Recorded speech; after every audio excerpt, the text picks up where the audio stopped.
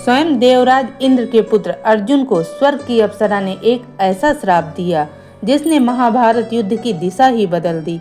हम बात कर रहे हैं धरती के महान धनुर्धर अर्जुन और स्वर्ग की सबसे सुंदर अप्सरा उर्वशी की अधूरी प्रेम कहानी की।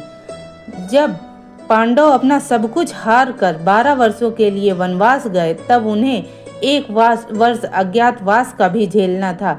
इसमें उन्हें अपनी पहचान छुपा कर रखना था। अगर कोई उन्हें पहचान लेता तो फिर से वही वनवास और अज्ञातवास का पुनः क्रम चालू हो जाता। 12 वर्ष तक सभी पांडव अलग अलग जगहों पर जाकर अस्त्र शस्त्र विद्या के लिए देवताओं को प्रसन्न करने लगे। इसमें अर्जुन भी थे। जब देवराज इंद्र अपने पुत्र से प्रसन्न होकर उन्हें स्वर्ग ले गए तब वहां उनका भव्य स्वागत हुआ और सभी देवताओं ने अस्त्र विद्या उनको प्रदान की।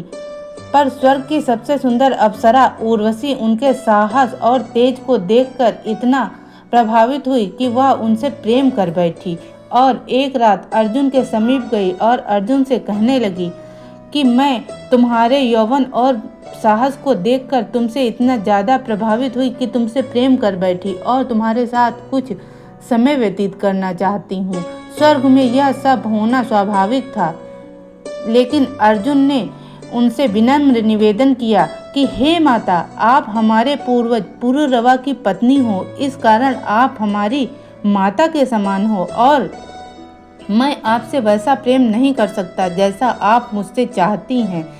स्वर्ग की अप्सरा उर्वशी इतनी सुंदर थी कि स्वयं देवता भी उसके लिए सदा लालायित रहते थे। बड़े बड़े ऋषि मुनि भी अपनी तपस्या उसके आगे छोड़ देते थे और अर्जुन के द्वारा ठुकराए जाने पर उर्वशी ने इसे अपना घोर अपमान समझा और क्रोध में आकर अर्जुन को इतना बड़ा श्राप दे दिया।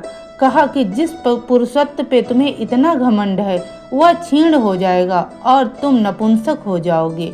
यह सुनकर इंद्र की सभा में हाहाकार मच गया और सभी देवता स्तब्ध रह गए। स्वयं अर्जुन भी उस समय कुछ समझ न सके कि यह सब क्या अनर्थ हो गया। तब इंद्र ने अर्जुन को समझाया, कभी कभी श्राप भी वरदान साबित होता है। यह श्राप भी तुम्हारे लिए अवश्य वरदान साबित होगा। पुत्र, परेशान मत हो, चिंता ना करो। उस समय अर्जुन वहां से चले आए, लेकिन आगे चलकर जब 12 वर्ष बीत गए और 1 वर्ष अज्ञातवास का बचा तब सभी पांडवों को अपनी पहचान छुपाकर कहीं न कहीं रहना था। इस समय अर्जुन के लिए यह श्राप वरदान साबित हुआ। अर्जुन अपनी पहचान छुपाने में कामयाब हुए और वे भ्राणला का रूप लेकर विराट नगर पहुँचे, जहाँ वे किन्नर होकर उनकी पुत्री उत्तरा को संगीत, गायन, नृत्य आदि सिखाने लगे। सभी पांडव वहां विराट नगर में ही रहने लगे, जिसमें भीम रसोइये का काम देखते थे।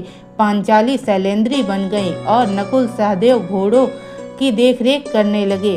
विराट नगर के राजा के साथ उनके सलाहकार के रूप में युधिष्ठिर थे और यह श्राप उनके लिए, सब पांडवों के लिए बल्कि वरदान साबित हुआ।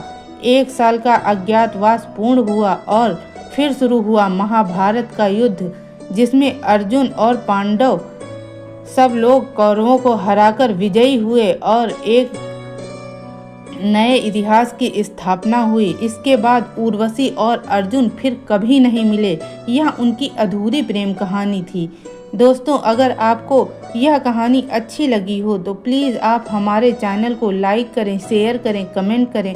हम आपके लिए ऐसी ही सनातन से जुड़ी कहानियाँ लाते रहेंगे। तब तक के लिए धन्यवाद।